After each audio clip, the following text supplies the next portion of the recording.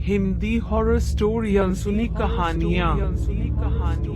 भूतों में आत्मा, पिशाच, राक्षस, बुरी आत्मा जैसे प्रकार होती है, लेकिन उनमें भी एक प्रकार है चकवा, जो बहुत लोगों को नहीं पता है।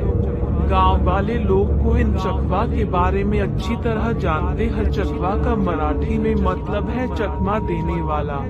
आखिर ये चकवा है क्या चीज? दरअसल चकवा एक पिशाच होता है जो रात में बाहर आता है और जंगली इलाकों में पाया जाता है। इनकी खासियत ये है कि ये किसी भी इंसान का रूप ले सकता है, ज्यादातर अपने पहचान के व्यक्ति का रूप लेता है ताकि जाल में फंस जाए, और ये अपने शिकार को 2 बार आवाज देकर बुलाता है। चकवा कभी तीसरी आवाज नहीं दे सकता, ये उनकी खासियत है, और ये अपनी आंख बंद चालू करते रहते हैं। ये पिशाच जाल में फंसे इंसान को जंगल में ले जाकर मार देता है। चलिए शुभम की कहानी सुनते हैं, जिसका सामना चकवा से हुआ था।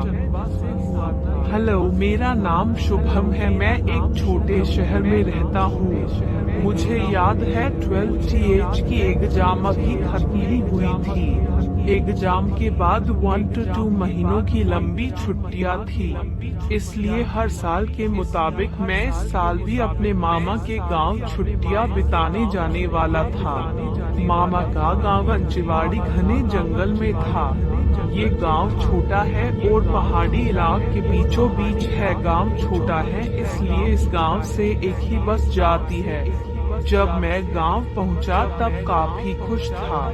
शहर से काफी दूर, न कोई गाड़ियों का शोर, न ही प्रदूषण। बस से उतरते ही मामा मुझे लेने के लिए खड़े ही थे।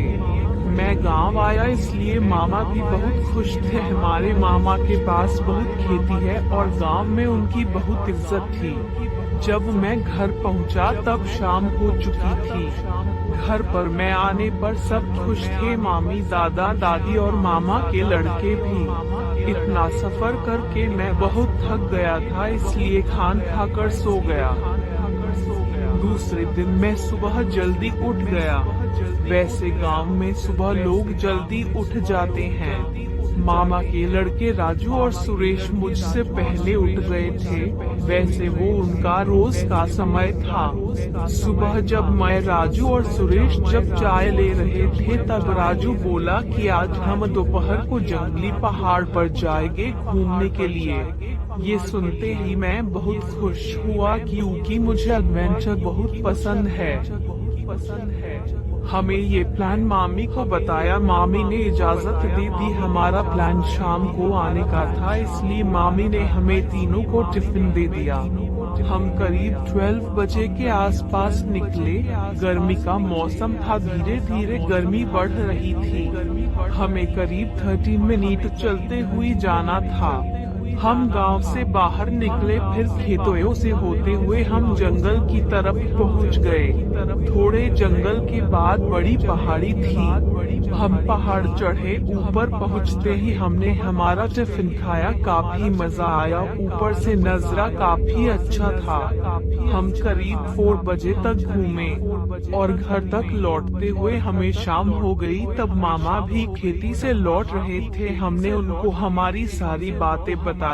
मैं आज भी काफी थक गया था और राजू और सुरेश भी, इसलिए हमने खाना खाया और सो गए। लेकिन आगे जो भी होने वाला था वो काफी डरावना था। मुझे याद है उसी दिन करीब रात के 2:30 बजे मुझे सुरेश की आवाज आई और मैं जाग गया। मैं अपने बिस्तर से उठा और सामने वाले रूम में आया। वह कोई नहीं था, इसलिए मैंने खिड़की खोली और बाहर देखने लगा। और तभी फिर से मुझे सुरेश की आवाज आई। वो घनी झाड़ियों के पीछे खड़ा था। मैंने सोचे इतने रात को बाहर क्या कर रहा है। मैंने लाइट जलाए और दरवाजा खोलकर बाहर गया।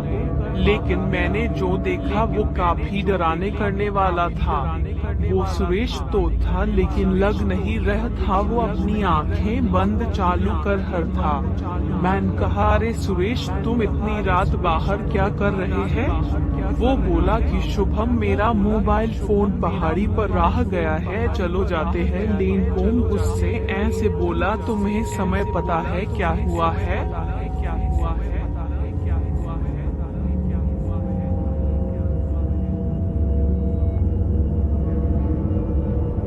मैंने सारी कहानी बताई। सबके चेहरे पर डर साफ नजर आ रहा था। तभी मामा ने मुझे सोने को कहा। मानो मामा को सब पता है, लेकिन डर के मारे नींद नहीं आई। सुबह जब मैं उठा तब मामा घर पर ही थे। आज वो खेती में नहीं गए। जब मैं चाय ले रहा था तब उन्होंने मुझे बुलाया और बोले, रात में तुम जिससे मिले वो एक पिशाच चकवा था। ये सुनकर मेरे नीचे से जमीन खिसक गई। दोस्तों, चकवा क्या होता है मुझे पता था। मामा बोले कि इस गांव में चकवा है। हमारा घर जंगल के काफी करीब है, इसलिए वो हमारे घर तक पहुंच सका। मामा बोले, करीब 2 महीने पहले पड़ोस के लड़के की लाश मिली थी, उसके घर के थोड़ी दूर जंगल में। वो कामसी चकवा का था। शायद उस पिशाच ने तुम्हें जंगल में देख लिया था, इसलिए वो यहाँ घर तक पहुँचा। इस घटना के बाद मुझे उस गांव में अजीब लगने लगा। मैं 2 दिनों में ही घर को लौट गया। आज भी जब मैं ये मंजर याद करता हूँ तो काफी डर लगता है। मामा के गांव बुलाने पर मैं 10 बार सोचता हूँ।